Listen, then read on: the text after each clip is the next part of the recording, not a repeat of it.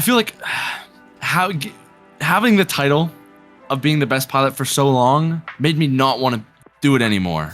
So today I'm talking to my friend Koala. He's one of my favorite people to communicate with. He cracks me up. He's a trip. He's a really smart guy. He knows more about history than anyone I've ever met, and he just so happens to be unbelievably good at flying minicopters inside of Rust. So this is the first episode of TeaGuyTom Talks, and I started this channel because I've had this privilege of being connected to some really interesting creators, and I've always wanted to have an opportunity to just have a conversation with them and ask them about how they manage their own mental health and how they create and just why they do what they do.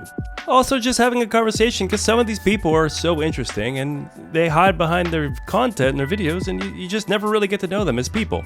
So I couldn't think of anyone better to try this than with my buddy Koala. So thanks again for giving it a try, and without further ado, let's go ahead. Hello? Hello? Hello. Hi. I have to turn you up. How's it going? It's going good. All right, so what we're going to do today is we're going to talk for an hour about random nonsense. Okay. If that's okay with you. Anytime. Every time we play this. It's literally every time we do. I don't know if the server has any people on it, but it's a very low population. You and I have known each other for a very long time. A couple of years now, right? It's been a while. How did you and I meet? What was it again? We met through Harvest. Remember he was doing like was it like 1 million sulfur? Or something like that? That's He was when we doing 1 million met? Sulfur. I think that's when we met, yeah. Because you were friends with You helped him with the teas. You were friends with like Killer. And I remember the you two being like really tight. Yep. We met on my server, being Killer.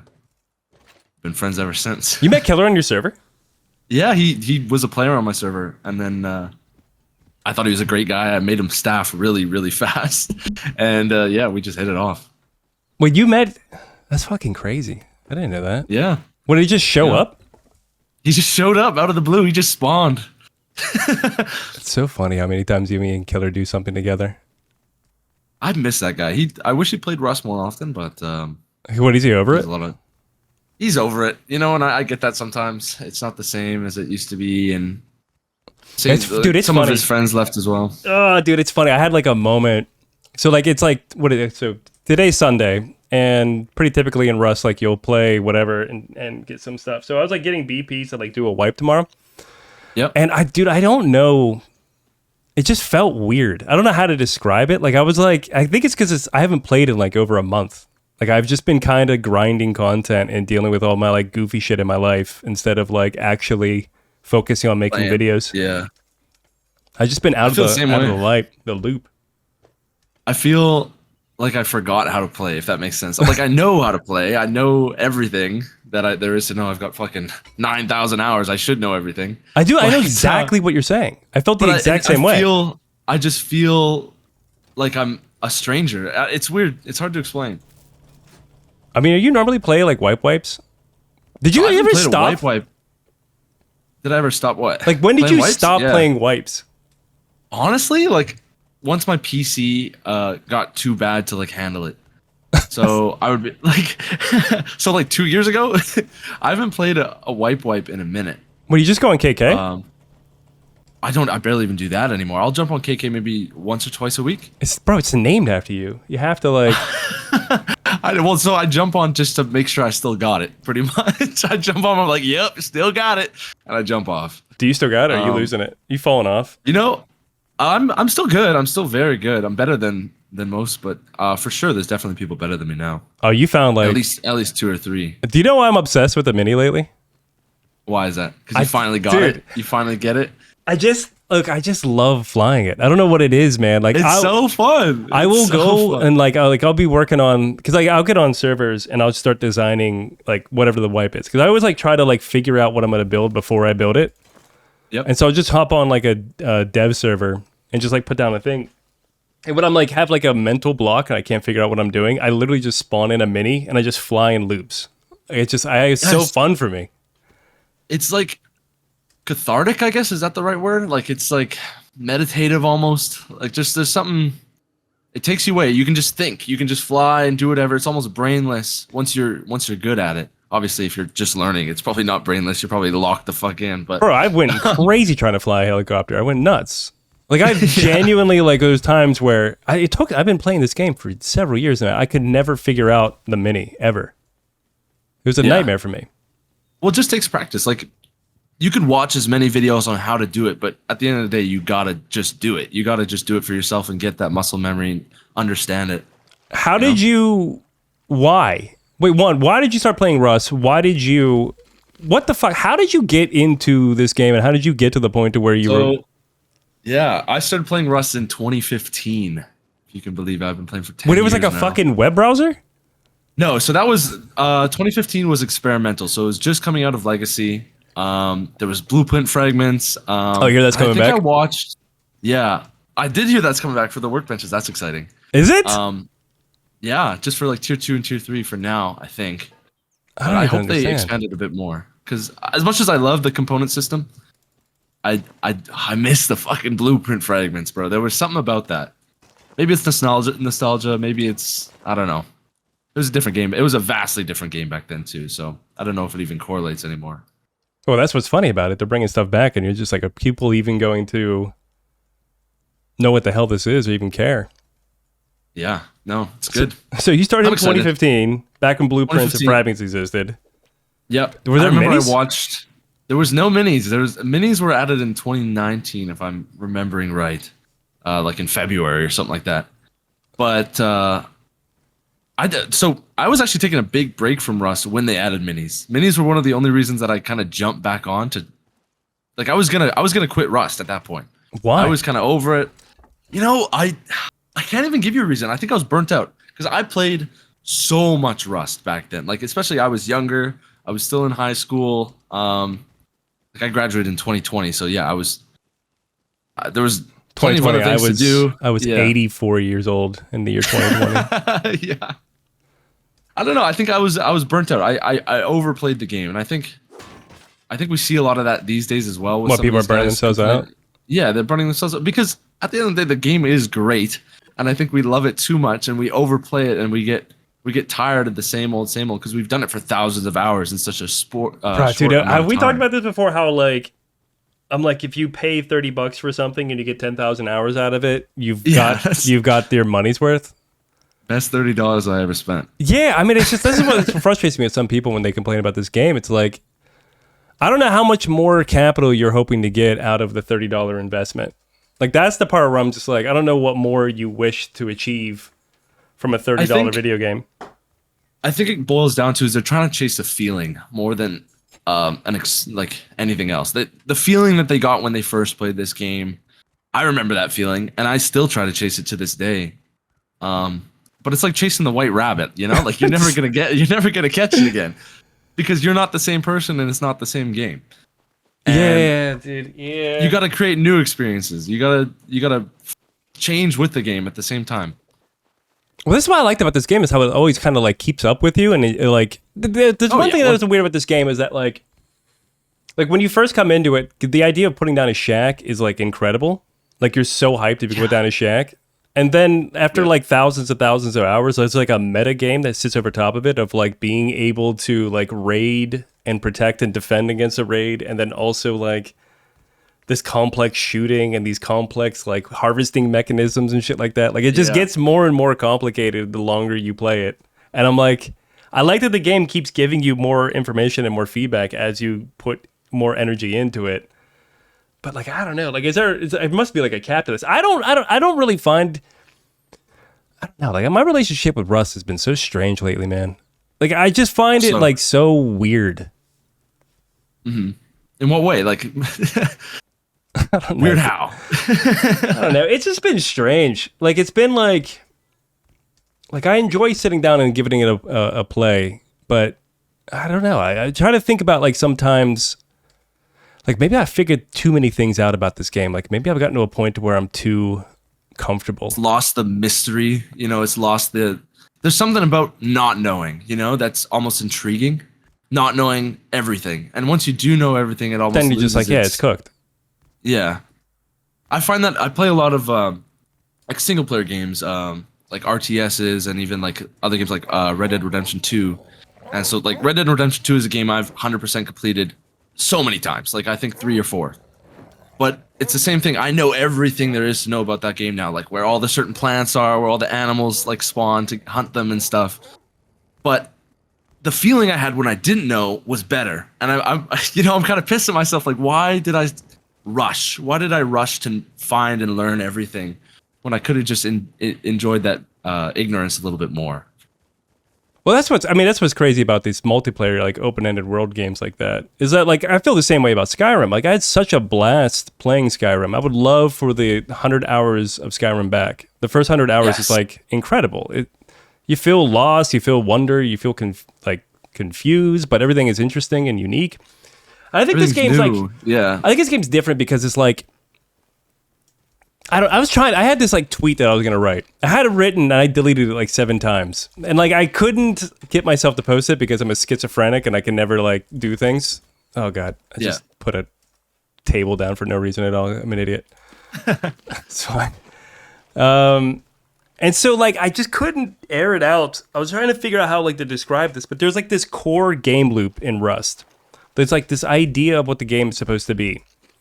And it's, like, to me, like, the vanilla structure of Rust. Like, you spawn in, you have a completely unique map, you have no resources, and everyone on the server has no resources. Everybody is on the same equal playing ground, and you're just trying to essentially get to a point to where you're safe, and then you're trying to harvest resources more than other people with resources, and then after you harvest the resources, you're trying to blow up other people and take their resources. And your TC, and having your TC and losing all of your location is kind of like the end of your loop. Like you begin with nothing, everyone starts around the same time. The only disadvantage is if they start earlier than you. But if you start at the same time, then everyone's at the same advantage.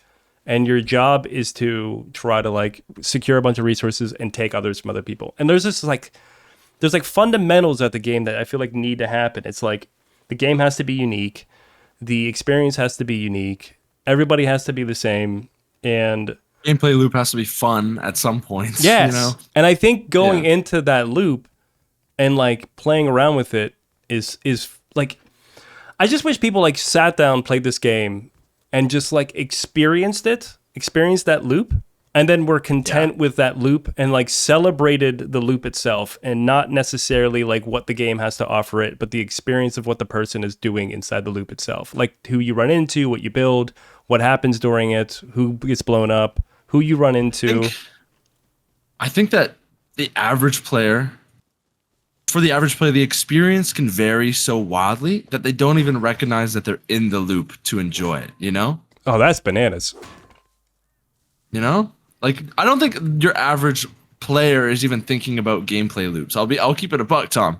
Do you think I'm just like, I'm in my own head right now? I think you're onto something, because I think gameplay loops are a fundamental of all gaming. Like, this could be whether you recognize it or not, it's there, you know? This could be the I did this for a living kind of thing that's like making me think this. I probably should like, I don't know, it's hard I think it's good. Like I want to be able to relate to like normal people who play video games and stuff like that, even though I'm a weird schizo old man who probably shouldn't be playing video games in the way that I'm playing them. The schizo might help you to relate to these Rust players. And so it's just like, I don't know, like that loop, I guess people aren't related, they're not conscious of that loop, which makes sense, because it's like, why would you be like, I wonder if this game loop is good? But then I feel like the only people that are gaming and are concerned about like gameplay loops are like dungeon crawlers and stuff like that, where it's very repeatable. Like what's Diablo? Yeah, like that, exactly. Like that is a very clear gameplay loop, you know? But I think, every game has a gameplay loop. There isn't like a game that doesn't have a gameplay loop. I think some are easier to recognize than others. That's my point. My issue with this is I think some people don't recognize that this game has a loop. Yeah. And I think they think it's something else entirely. Like they, which again, like I can't put on like the definition of an open-ended video game onto anybody, because obviously I'm not the developer of this game, but I think at the very minimum, people have to recognize that there is a loop and that there is like a structure to how this game functions. Oh, hey, quick pickup. Well, I think sometimes when the devs will make a change that doesn't make sense to people, it's like you got to almost take a broader view and look how it affects the gameplay loop as a whole. Like, I think that's more where they come from in regards to changes, right? Yeah. Whereas like some people are like, this doesn't make any sense, and they complain on Reddit or they complain on Twitter, and it's like, just take a step back from how you play the game and look at like the generalized playing of the game, you know? Sorry, I just got murdered. Oh. I almost have enough scrap for a mini. I'm heading to bandit camp. Be careful, there's a person there with an AK shooting people. I'm at outpost right now. So. All right, gameplay loop before I got gunned down by a stranger. Gameplay loop. This is the gameplay loop. Getting gunned down by a stranger on your way up to the top. I mean, but that's, I think it's like, I think what we're doing, I mean, right now, look, I should probably mention, look, the idea of this podcast is to have a conversation with somebody, and there is no goal that we're really focusing on. So this is going to seem unorthodox. This isn't a good demonstration of what this game represents, but I will say that you can do things like this in this game, and that would be okay.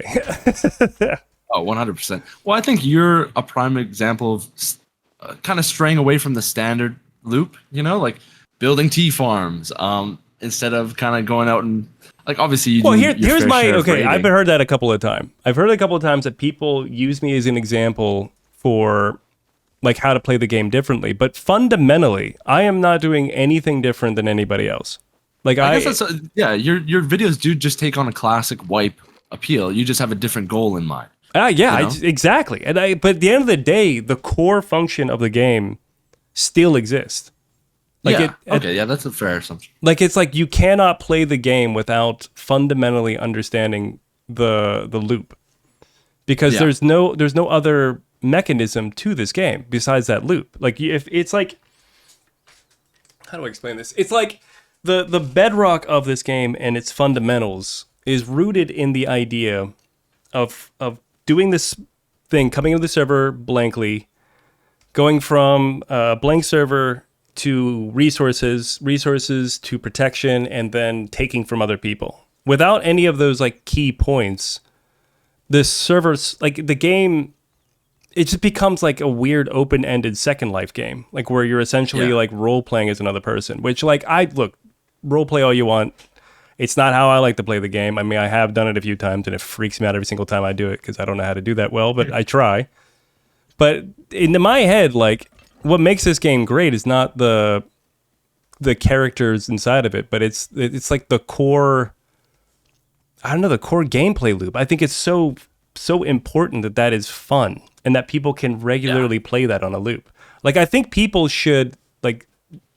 genuinely should play that loop a lot before they even attempt at anything else, like tea farming or anything like that, or even flying a mini or anything. 100%. Like, you should fall in love with that loop.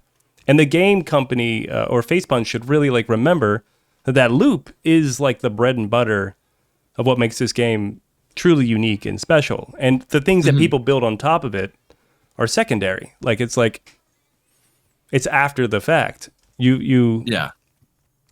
don't know if it makes any goddamn sense, but I swear. I think it makes sense. Like, you need the fundamentals before you can experience the rest, and the fundamentals are that gameplay loop. Yeah.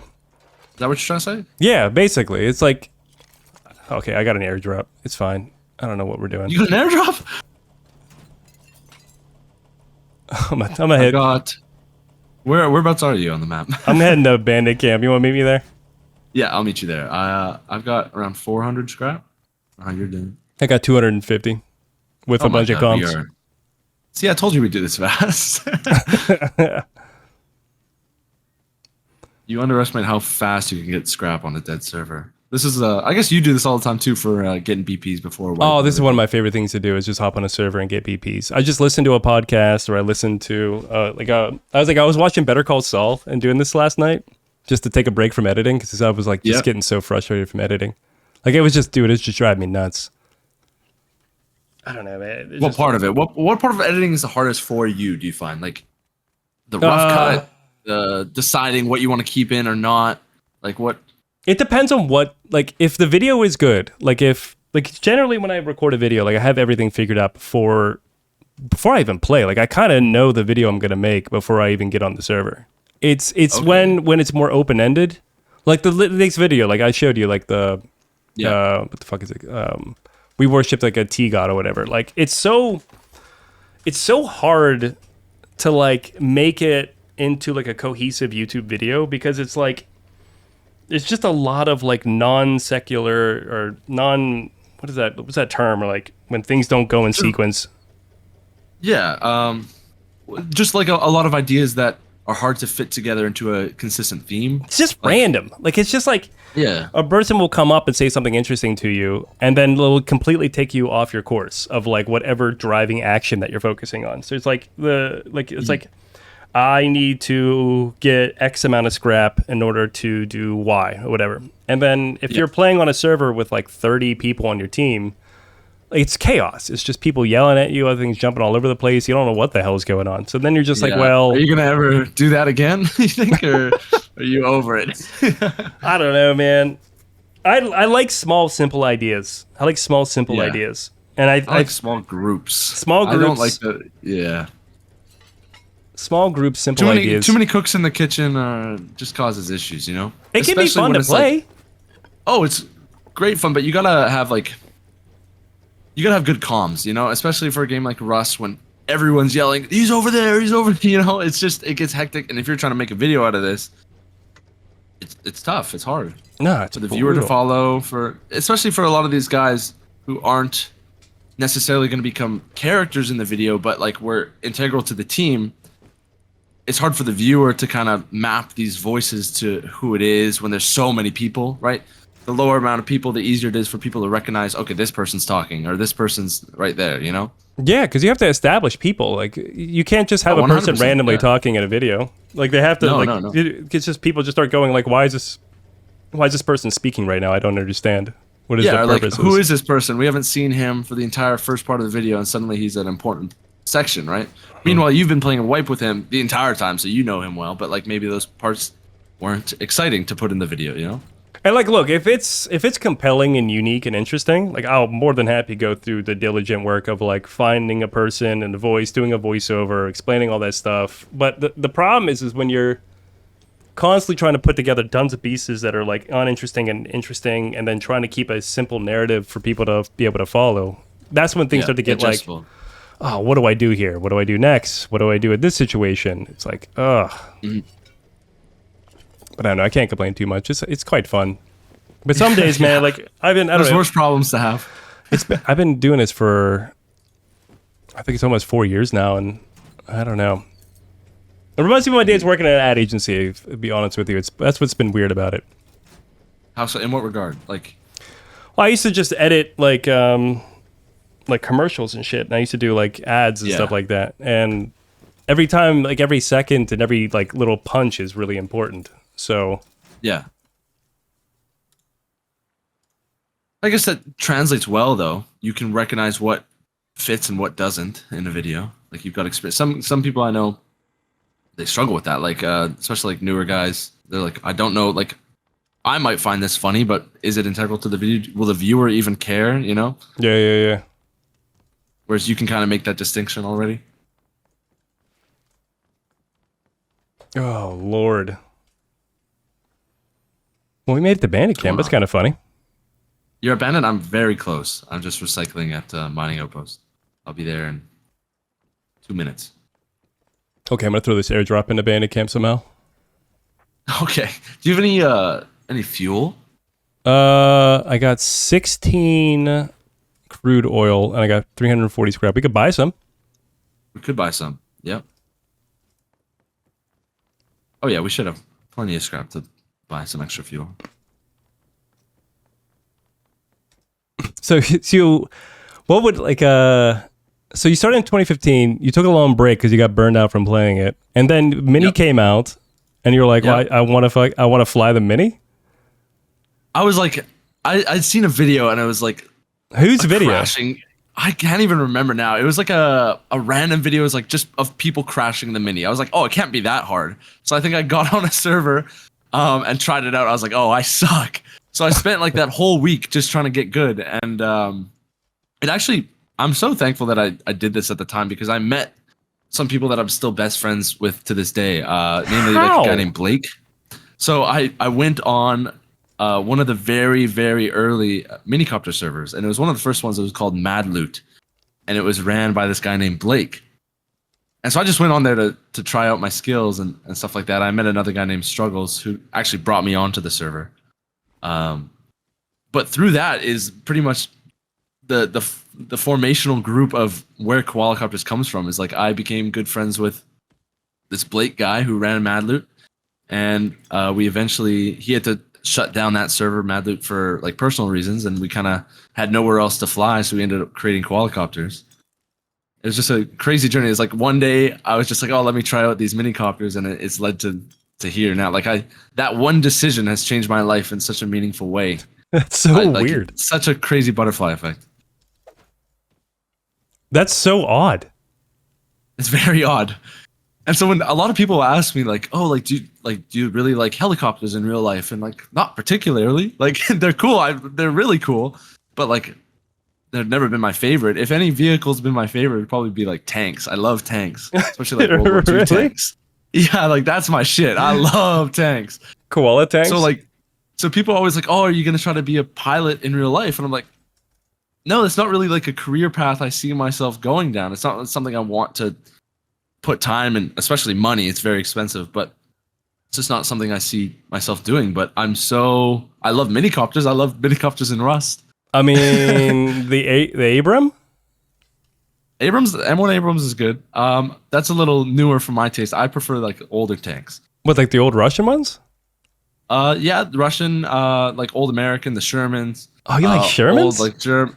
Shermans were mass produced. They're cool.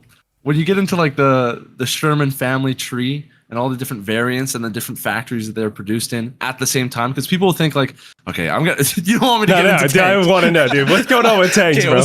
So when there's like the M1A1 Sherman, yeah, and then there's M1A2, M1A3, the different designations, and people think it's like that the M1A1 was made first, and then it was put out of production, and then the M1A2 was then put into production. But yeah, all the production models were all in production at one point simultaneously throughout America. And like certain production models were lend-leased to Canada and to Britain, and they were eventually turned into like the Sherman Firefly. Like, I don't know. I love this shit, bro. That's crazy. I love the history of the logistics of like tank warfare. Well, I always thought like when this whole thing happens, when people make like tanks and they start mass producing it, usually ends with like weird bureaucratic like malfunctioning, and then it becomes more of a problem than a solution.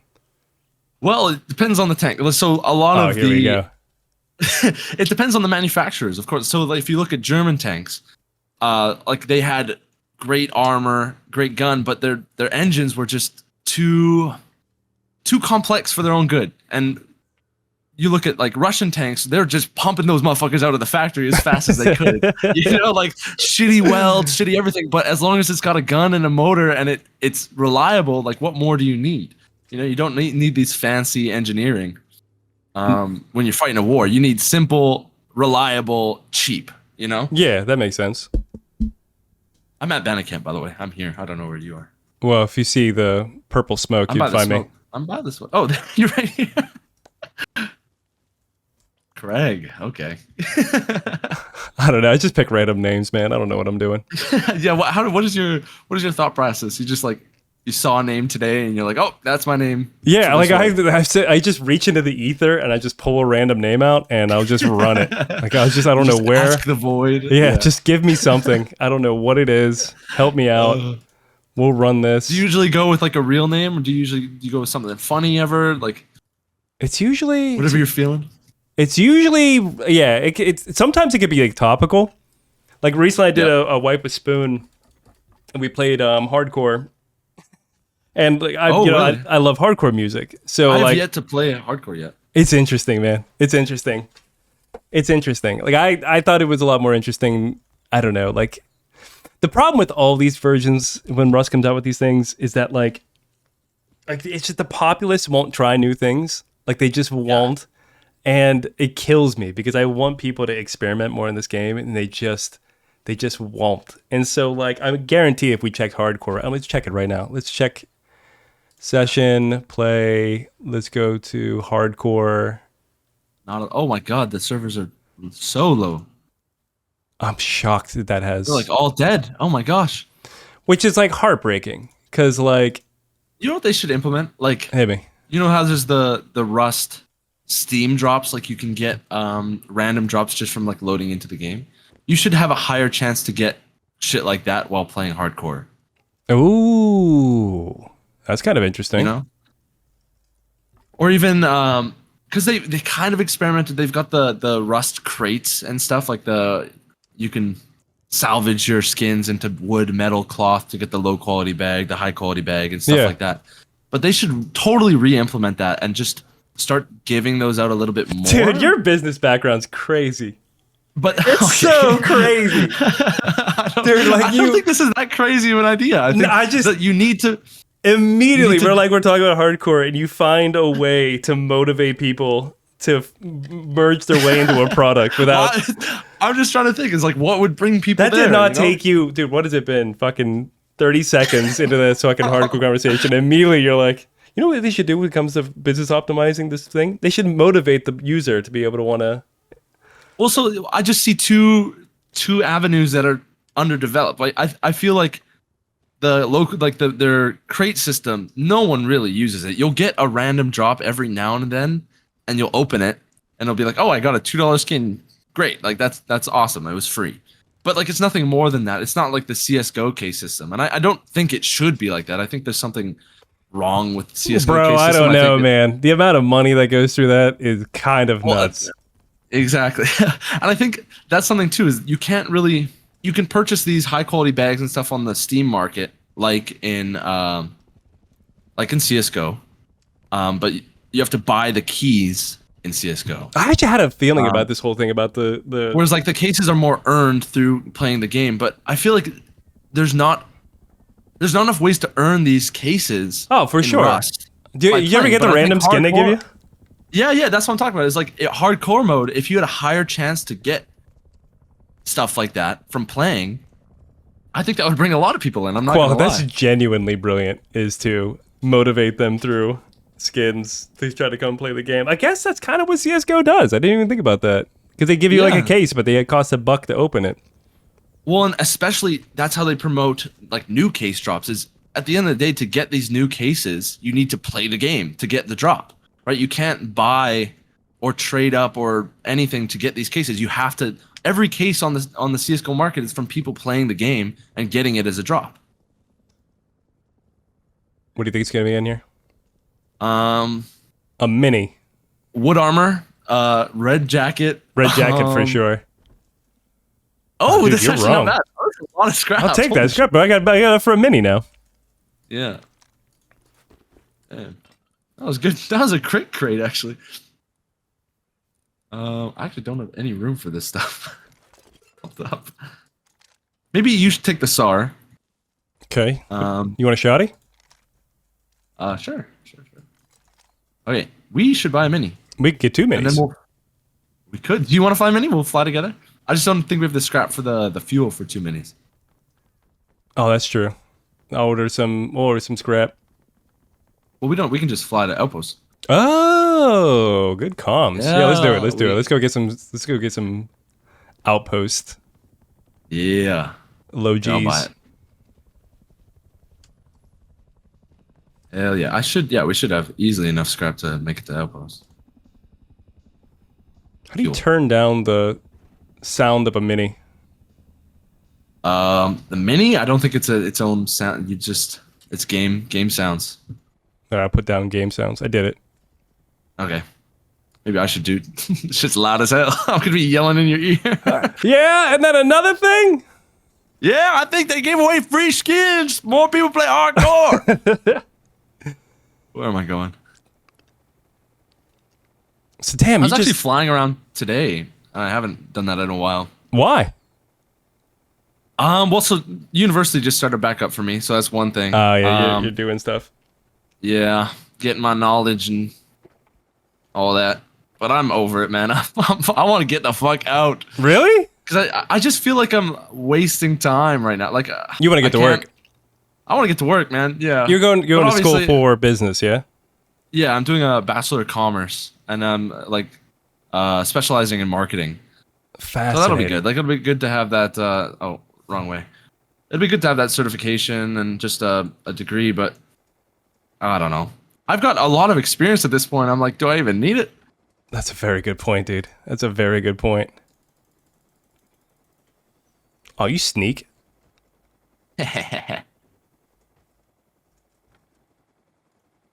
Should still be some left to buy.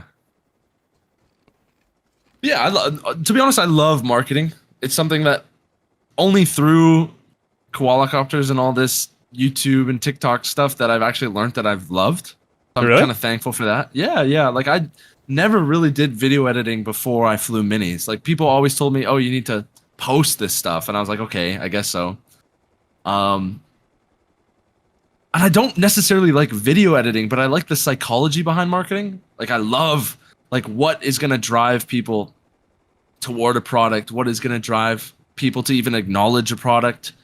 Like we were kind of spoke before before the call, but we were talking about like you need to sell the problem first, right? Especially, is that a real person you're shooting at? Scientist popped me in the knees just for shooting, bro. Go on top of Holy dome. shit. Oh yeah. But yeah, like you need to sell the problem first. And I love the idea of that is like at the end of the day, you just want to jump out? No, hang up. Chill up here for a minute. Alright.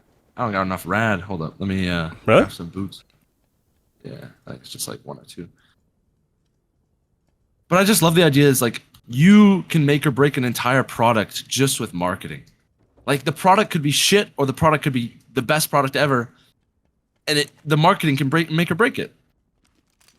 And that's power, right? Like that's like when you look at even You know what's frustrating about this is I personally do not like marketing. It is one of my least favorite things on earth. It drives me insane. Why? I think it's because I have a bad blood with advertising. I've been burned by advertising. Because it can be evil. I think that's the problem. It's 1,000% can be evil. Because it's power. I've seen it be evil. I've like seen firsthand. Oh, you've seen it firsthand, yeah. And I think that's the problem. But here's the thing: it can also be used for good. Just anything powerful, just like a weapon or anything. And at the end of the day, marketing is a weapon. I would classify it as because of the damage it can do. That's fair. It can be used for evil or good. And I think if you just, I think there's a natural draw towards power from evil in this world. And I think if you stay away from it because you're scared of it, you're gonna let evil win over in that regard. Because then they're gonna be in power of that power. You know, you need as a good person to want to do better with stuff like that, with either legislation, with media, marketing, anything like that. You can't just sit back and be a bystander, you know? That makes sense. Yeah, yeah. No, you're not wrong. You're not wrong. My frustrating thing with all this stuff is, yes, it's a tool that can be used for good and it can also be used for bad. Like I get all that much. I think when it gets, there's two sides. There's like whether you're trying to market something that's like political or like emotional or whatever, like mental.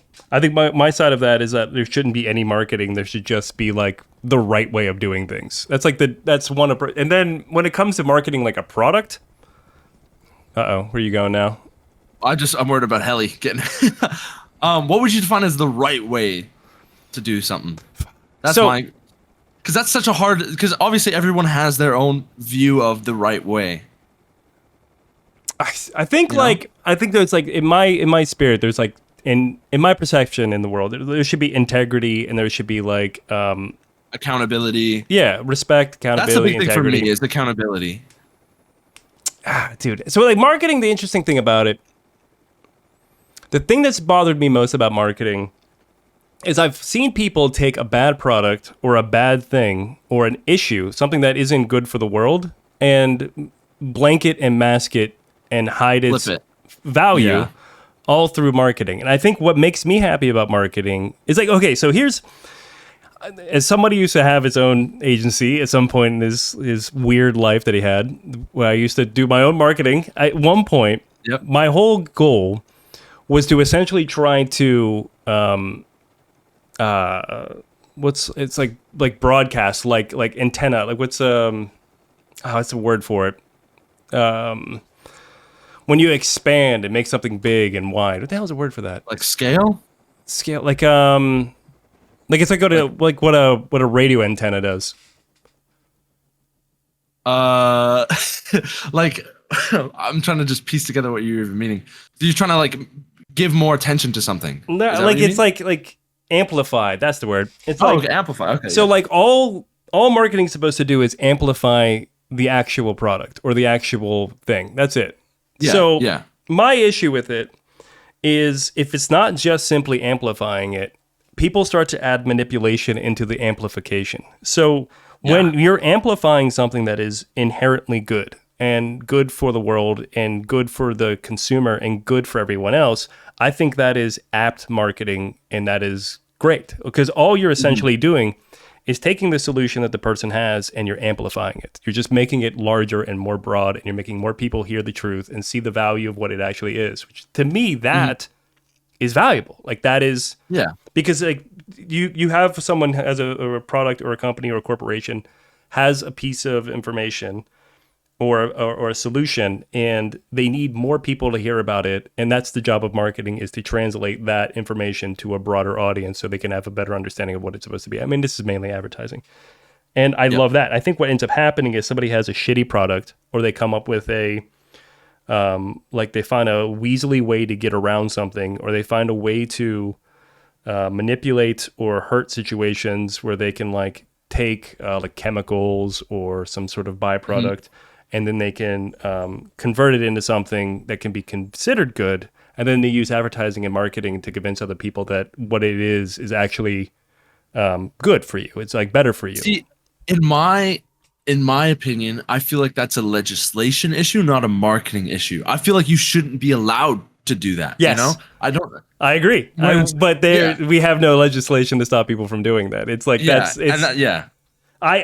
So like I've been in situations where I've fundamentally known that the product that I'm working on is evil and corrupt and poisoning people, and it's not going to help anybody, and it's inherently built into something that is simply like no value. It's a sugar pill nonetheless. Tom promoted evil stuff, guys. You heard it here first. You heard it here first. That's why I don't work in advertising anymore. And so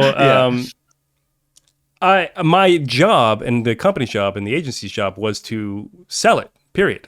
We weren't allowed to modify the product. We weren't allowed to modify the item. We weren't in the room for the product decisions. We were simply just trying to translate whatever the people that they want to something else.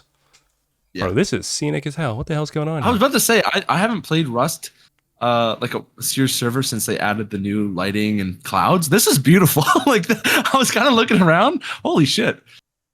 God damn, this is kind of lovely. This is very lovely. Huh. Just two guys sitting on top of a lighthouse. Settle down, man. Come on, settle down. Watching. Right. Okay. So like, and I think that how do I say this? It's like, it's okay if products are good and they're trying to translate it. And I think the problem happens in the manipulation, and legislation definitely does not hold them to fire. And advertisers don't take any hits or any hit back. Yes, that's the issue. There's no accountability to doing these evil things. There's no repercussions, or the repercussions aren't strong enough. No, well, they can literally do with the problem, and then whatever fine it is, it's just part of the invoice. You're like, you have to pay this fine. Damage done. Like, it's irrevocable. What was that company?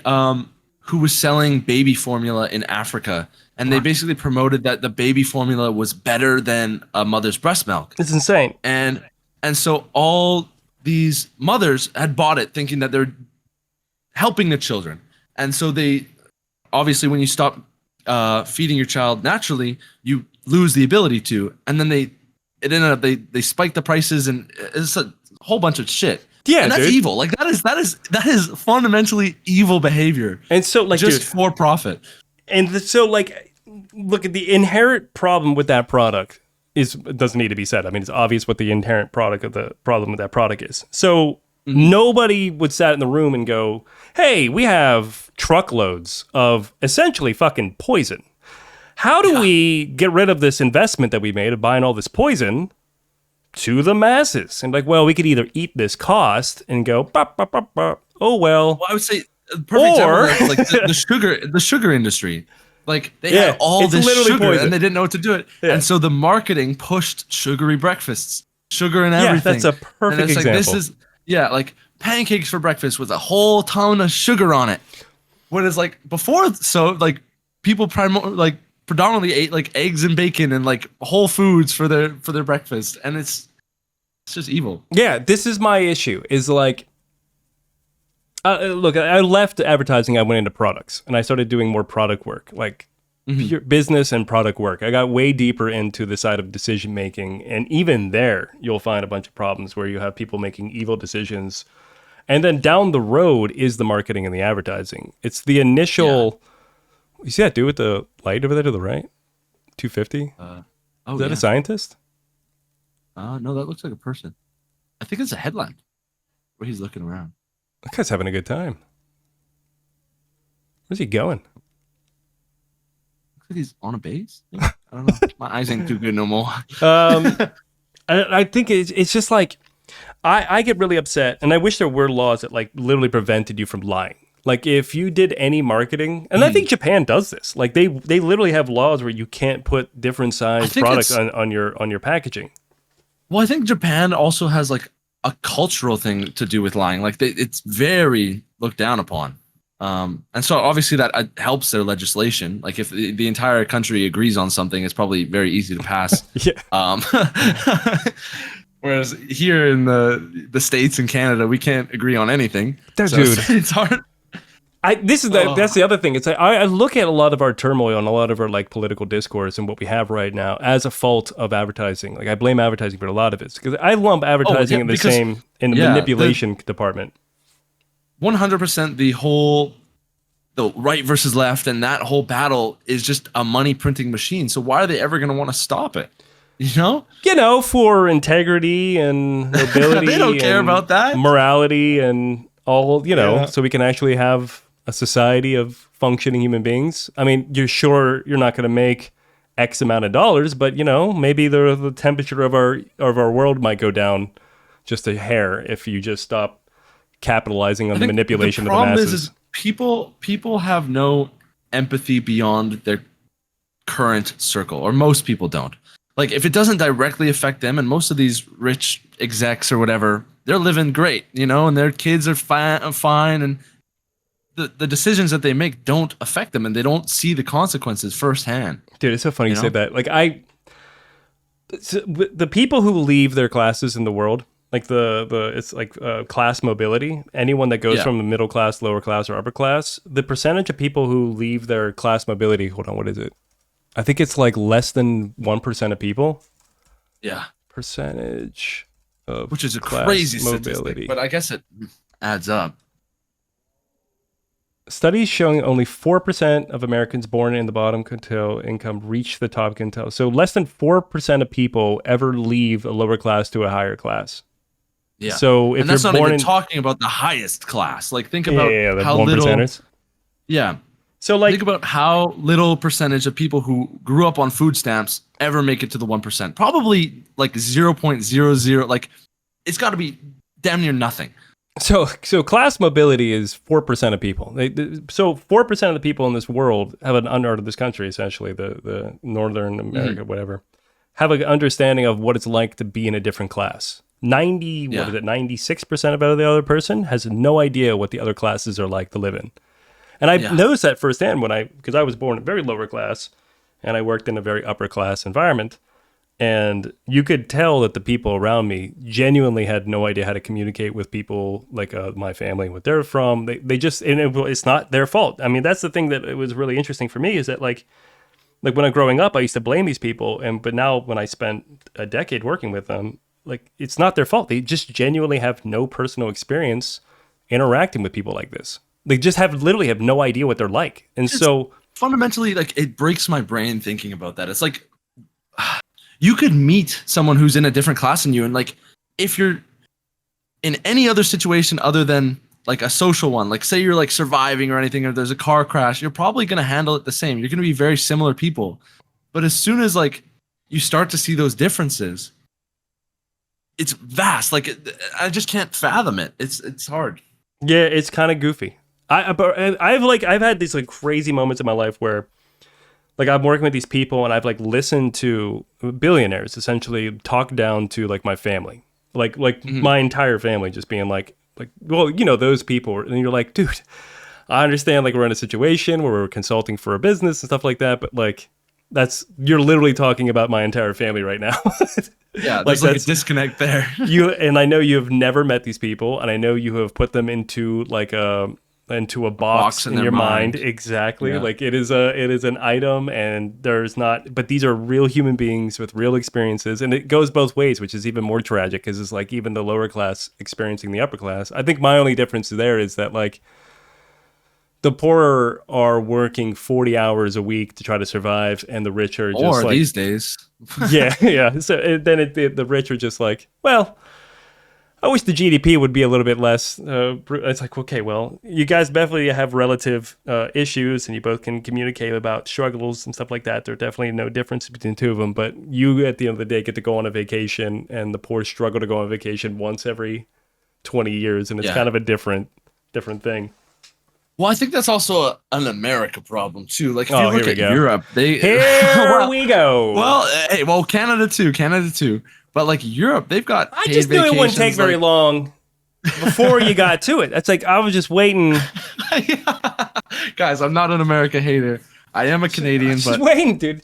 I think it's a North America problem. I think here we fucking go. There's something like we used to have benefits, man. Like there used to be benefits to working. And now that's just gone. Like there's no corporate loyalty. There's no nothing. Yeah, like it's the watch. Like you work here long enough, you get a watch. That doesn't even exist. And the problem is we've just sat by and let it happen. We've let those things get stripped away from us. Yeah. Whereas look at Europe. Look at France. They be rioting for anything. Like anything. Oh yeah. They threaten to take one day away, and there's a fucking riot. Did you see those farmers coming out? Yeah. Dumping Yeah, that was awesome. I'm all for protests like that, especially when they're trying to take things away from you. Well, this goes to my previous point about marketing and advertising. It's that like I think Benjamin Franklin was the guy who said that like one of the critical things about like a democracy ever being successful is that you have a free and open press, and that also includes like the information that's being translated. It could be relative to anything, and so like the same way that like social media is considered.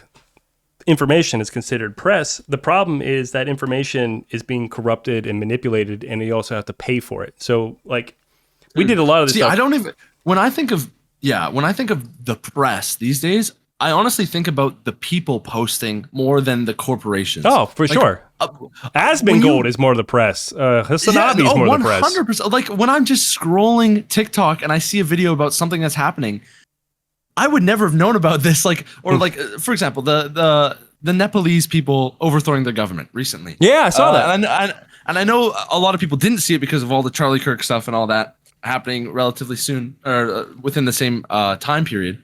But like, I saw no mainstream like sources really reporting on that. Yeah. Or especially in Canada. I get it. Nepal's a small country in Asia, and they're very mountainous, and they don't have a whole lot to do on the world economic scale. But like, it's still news, and like, it's pretty amazing how do you say they voted in on Discord like a new parliament? Yeah, it's like bananas. That's crazy. That's bananas. Discord really they increased the server limit for people just for Nepal to vote. Like that's crazy. That's a massive leap in just voting. Like that, it can be done like that electronically. I don't know. That's crazy. Yeah, I mean but like you should not. So like I hate the whole mainstream. I think the issue with the mainstream media shit is like everyone tries to blame the idea of it. And I think essentially now Twitter is and TikTok and Instagram and all these things are the mainstream media. And we used to have reporters who have degrees in journalism, almost like a licensing to have the authority to be able to speak to such a large audience. And that whole concept has been disappeared into random fucking people who just have the capability of getting a YouTube channel and speaking, i.e. what we're doing right now. True. But here's my issue with, I think what we've got is good. Like the press is returning back to the people instead of the corporations. But the issue is it's still controlled by an algorithm. Yeah. You know, and you're still not controlled. In sort of, Not controlled, because you can survive. In an echo chamber. You're still kind of in an echo chamber. You can't control what shows up on your feed. You ultimately can't. if you want to survive in putting out information that does not feed into the algorithm and make things better, you better be motivated or you better be financially backed. But if you do want to survive, you have to play the game of the algorithm, social media. Yes. Like you have to play it to survive because that's where the money is. And in order for you to be able to get capital, you have to play the game, which But is really frustrating.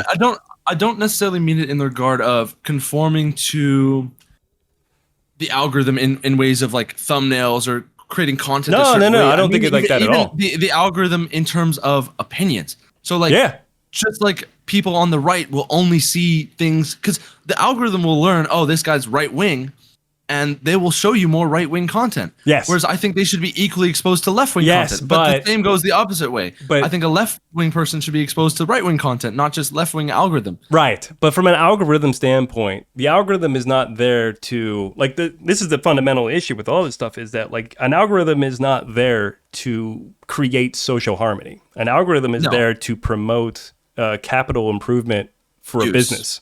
So i.e. Facebook, Twitter, Instagram, whatever. Like the algorithm is designed to increase capital. Period. It's not there to create this utopia where people have a better understanding of information. So it'll never tune itself to like challenge people in their information studies, which it shouldn't. It's not their job. My thought is how do we move beyond that? How do we? I mean, in the end, clearly there's a downside to everything here. So when we mentioned the idea of which system you go. Yeah. We were talking about how like I don't like advertising and marketing. And it's also rooted in the idea of selling capital and getting capital back from a system. And then inside of there's this idea of journalism being distributed and the voice of which the journalistic integrity comes from. And if that voice cannot be part of a capital generated thing, because if there's no truth is truth and information is valuable, and if it's not being delivered to people, they won't hear about it. But if you can't capitalize off of it, then you can't do it. Which is why you didn't hear anything about Nepal, because nobody in fucking America gives a shit about Nepal. So there's no money to talk about it. So but we really should hear about this and we really should know about this. And so like a lot of like people's answer to this, especially like financially motivated people, their answer for this is to make it marketable and profitable for you to talk about these sort of things. And you're like, it's just not marketable. But people really need to hear this. Well, I think a lot of good people are doing that. I think they are applying to the algorithm, but I think it's very easy to be sold out and become corrupt when your goal is for sure. money at and you see this on all sides. You see this everywhere. You'll love a content that someone's making, and then 5 years down the line, you're like, oh man, they sold out. Dude, the one thing I look for integrity. Integrity is my favorite thing to find in a creator. If you have integrity, I don't give a shit. Right, left, up, down, center. You could be anything. If you're integral and you care about the people that you're communicating with, you have my grace and my care. That's my favorite thing about anybody. 100%. That's my judging testing for people, whether I enjoy their content or not, is whether they actually believe what they believe and they're not just essentially selling something. Did you ever hear the proverb, the Candyman versus the doctor or whatever, the sweets? I haven't. So no. it's like the Candyman will sell you candy, junk, and it will tell you that it's good for you and it'll make you feel better. And then you eat it and it tastes really good and makes you feel very great. And you're like, oh man, this is so much candy. And so you just keep eating it. And then you love it and you want more of it. And then the doctors tells you that like if you keep eating that, you're going to get sick, but not immediately in like 10 or 15 years. And then the entire mass goes like, well, why should we trust you when this guy's telling us it's good for you and we get to eat it? And it feels good when we eat it and it tastes good right now. And this like dichotomy is so integral to like social media and politics and all of this shit because everybody just wants the easiest thing right now really fast, and they don't want to be told that it's still that too. But everything is so fast and quick dopamine and just slop. Quick slop. But they don't want to listen to the doctor when they tell them that they need to stop doing this and take your actual medicine and take, like, for instance, like you need to learn about why these Nepalese people are fighting back to take back the control. Like, what is the morality of this? What is the social impact of this? Like, it may not be as tasty as like some sort of intense, drama-filled controversy, but it is also integral to like us as a society that we need to take into information in order to not fall and collapse as people. But again, like we don't do this. And I think one of the issues is that when you have social media set up to profit off of essentially just pure optics,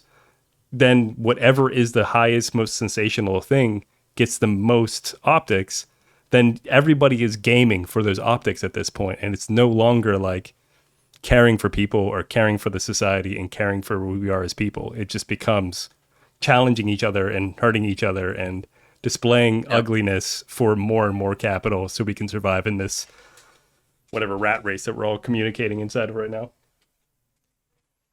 Yeah, we're screwed, man. So for me, like, look, marketing for me, like, I love marketing. I love advertising. I think it's a beautiful thing. You just said you hated it. Oh, look, I love the art of marketing. I love the art of advertising. Yes. I have a degree. I enjoy it. I enjoy the times I did it.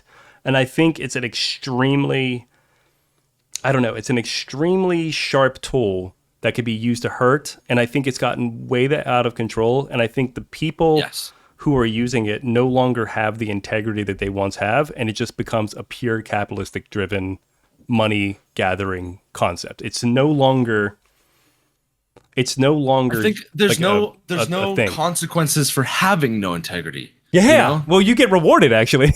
Yeah, you get rewarded. Exactly. You actively pushed to lose your integrity.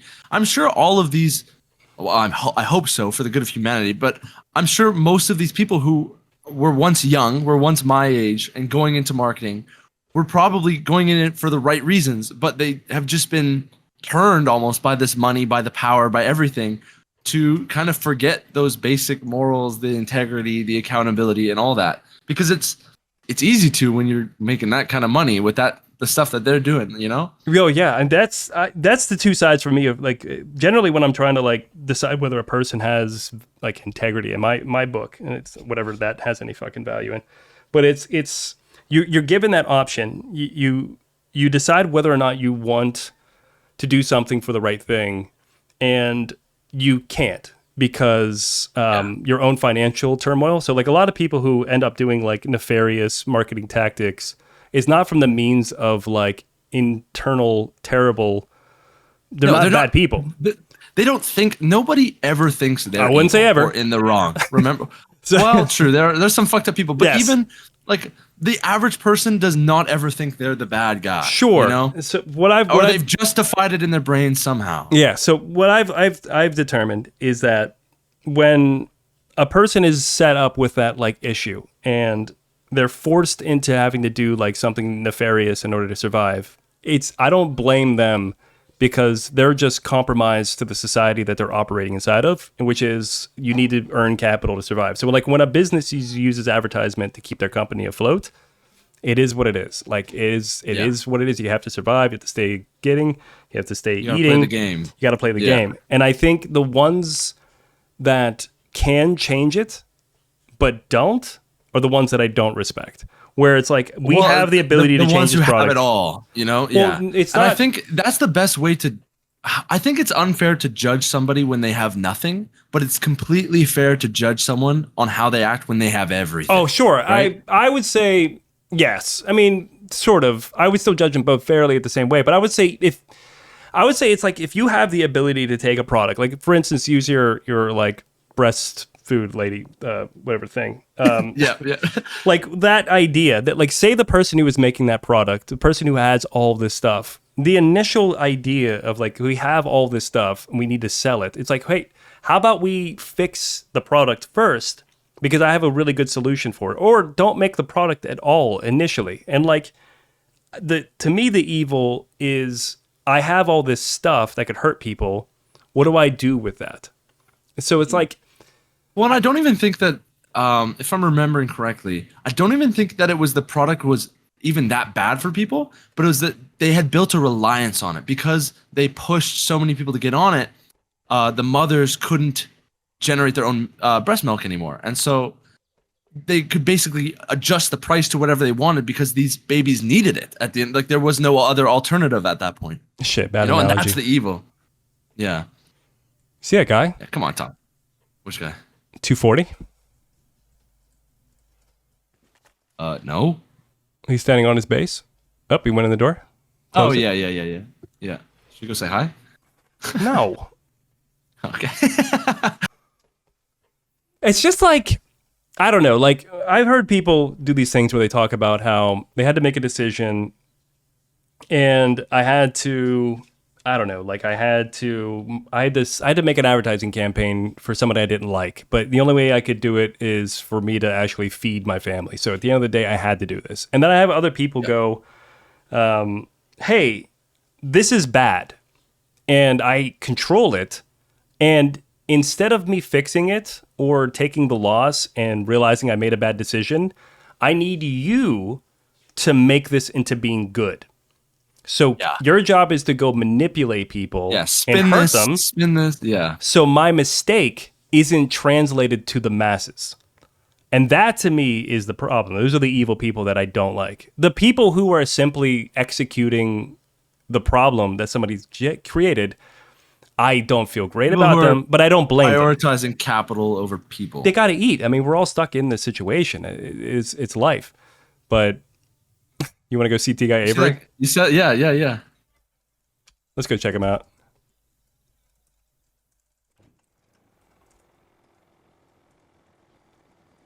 T-Guy Avery, bro, you might make this guy's day. I-9. What the hell is I-9? I don't even know.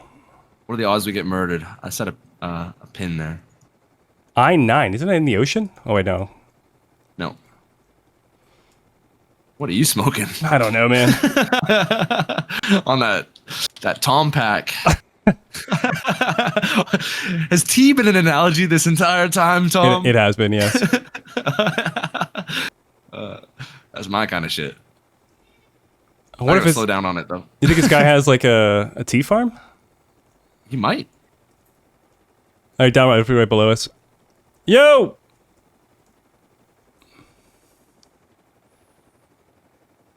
Hello? Hello! It's a hell of a base, man. Can we have it? Hello? Might not be this guy. Hola! You hear anything? I don't hear nothing. I might not have my voices on. Do I have voices on? No, I have voices on. I have them on. You said I-9, so maybe it's... Man, this motherfucker lied to us. There's no bases I-9, so it's gotta be this one. Should we do a tire flip?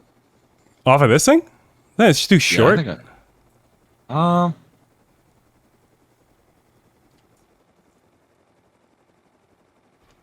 Oh, he said all doors unlocked, so he's not even home. What are you doing, bro? Oh! Oh, you got my toes wet, dude. Hello?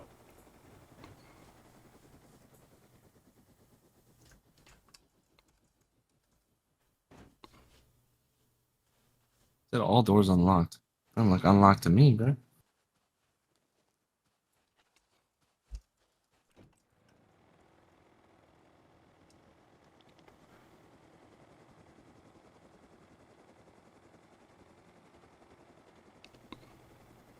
Is that unlocked? No. Nope, that's locked.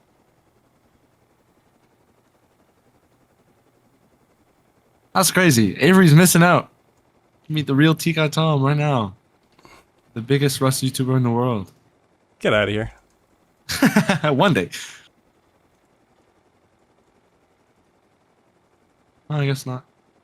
He's going on one last roam. Oh my god. This guy's like in his feels. He's like shedding a tear.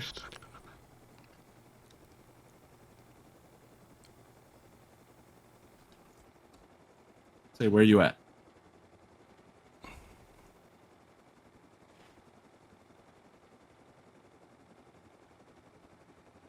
What is your profile picture? I don't know, dude. I just found a random face. You searched up average Craig. What are we doing on fuel? Oh. How much scrap you got? Or you have extra fuel, right? I have 90 scrap, but I also have 740 scrap, so... You wanna grab some more low grade? Adobe here, base. Toss it straight up. No way that worked.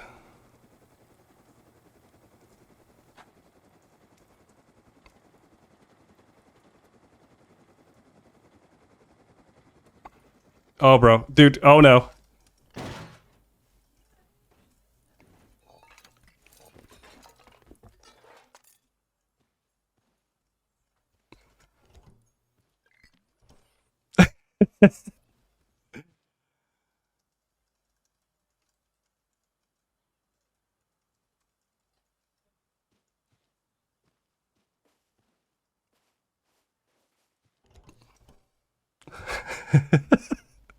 All right, so this is a normal thing, by the way. Koala's computer has often crashed on a regular basis.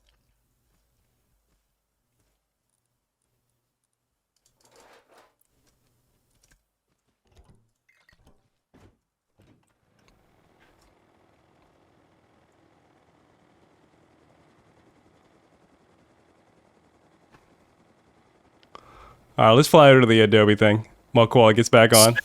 So Are you back? apparently, I'm loaded back on. Apparently, that crashes my PC. Honestly, that's one of the main reasons I don't make more content. Is I've tried to film videos, and my PC's crashed, and the entire footage has become corrupted. Like and so I'm saving up right now for a new PC. But fuck, it's hard. I'm man. excited. I'm excited. Yeah. Well, at this rate, I'm not making enough to fucking buy a new one. I'm not even trying to get an expensive build. I just want something that doesn't crash. You know. I'm getting gunned down. Oh no, by Avery? I don't know.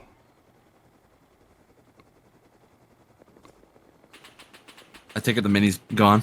No, I still got it. I'm flying over to Oh Outpost. shit. Oh fuck yeah. Bro, I played the game. Did you? It fell to the ground though, yeah? Or did you watch and switch seats in time? No, it didn't. It didn't break. Weirdly enough. Oh, sometimes when it falls without moving forward like that, it won't crash. Sometimes, like if you're moving forward and you fall out of the sky, you're gonna keep bouncing forward. Whereas, like if you're just stationary and you fall out of the sky, you're usually good.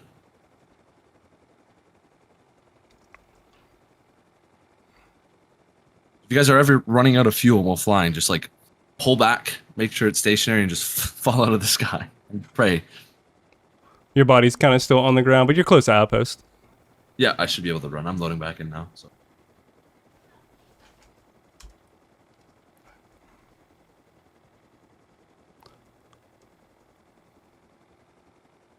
Did Avery get back to you in the chat there? Yeah, he's still poking around. Okay. I died. You died? It said I died. Yeah, I spawned close actually. Run over to Outpost. What were we talking about? We're talking about you and your greatness. I'll get out of here. You got Tom. I can get there and back with 100. Let me go get you. Oh yeah. Oh, What's your goal with your channel? Do you find? Like, how long do you want to keep doing this for? to be honest with you, I don't know.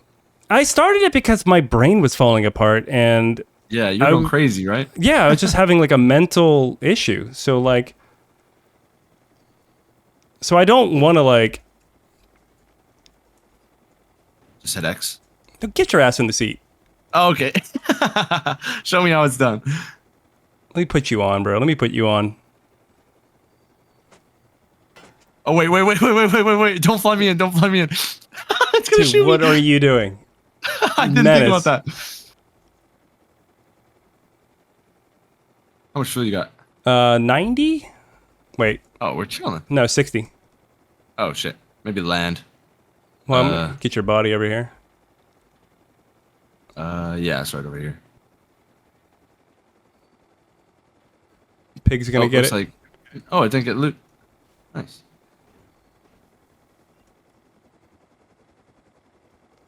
What were you saying? In terms of longevity and.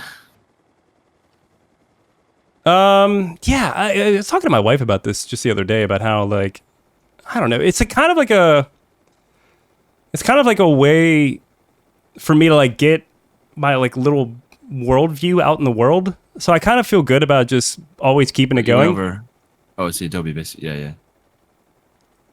Hola, is that you, Hello. Avery?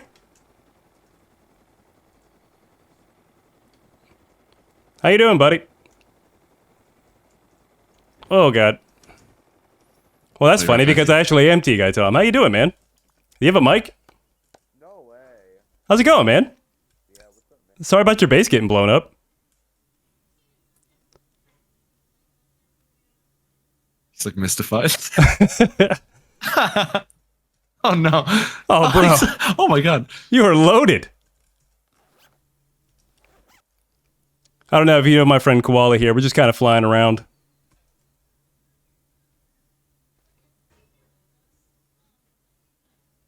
No, my actual main base is not keeping up. Oh, you're not? You're just Is it really trolling? quiet for you? Yeah. Oh, dude, I love that, bro. Do you make tea farms or you just use the name? No, I made T farms. I won day 20. Hell yeah, dude. It was lovely meeting you. I saw your name, man. I just wanted to say hello. Yeah, if you come check it out, you can. Hey, do you have any good words of advice, weirdly enough?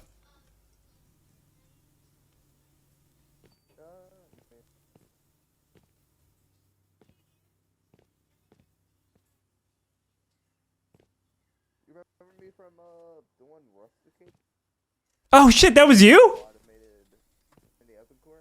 Oh, yeah, what's up, bro? Oh, this is so... Oh. Yeah, bro, I was expecting. Been a while. Well, I'm doing a little... You know this guy? I do, actually.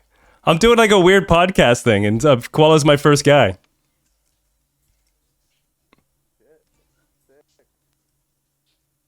So this is... The worst for first.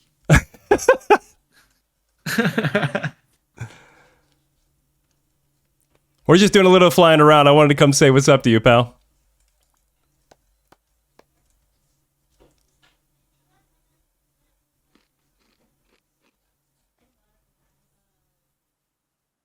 Fuel. All right, let's go buy some fuel. Do you have low grade by any chance, bro? I got 700 scrap. Let's just go pick some up. Sadly, not. Oh damn. Oh, I took your pants on that. Keep killing it, brother. Like seeing you again. Oh, for sure. Let's see DC. Let's see. Later, homie.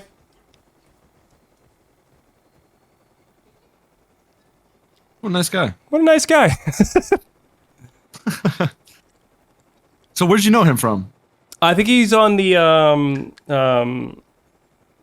his voice sounded very familiar. He was in one of my videos a long time ago. I think I was playing on Face Punch 3. I meet so many people when I play this game, man. It's just like you just never know who you run into, and then you just see them regularly, and you're like, all right, well. Yeah. I'm just it amazes me that you can remember these people. I have people come up to me and I feel so bad all the time. Cause like, oh, do you remember me? You flew me around one time. And first off, I'm like, that really narrows it down. But like, I feel so bad. Cause like, clearly I've had an impact on this person, but I don't remember them. You know? Are you familiar with Dunbar's number?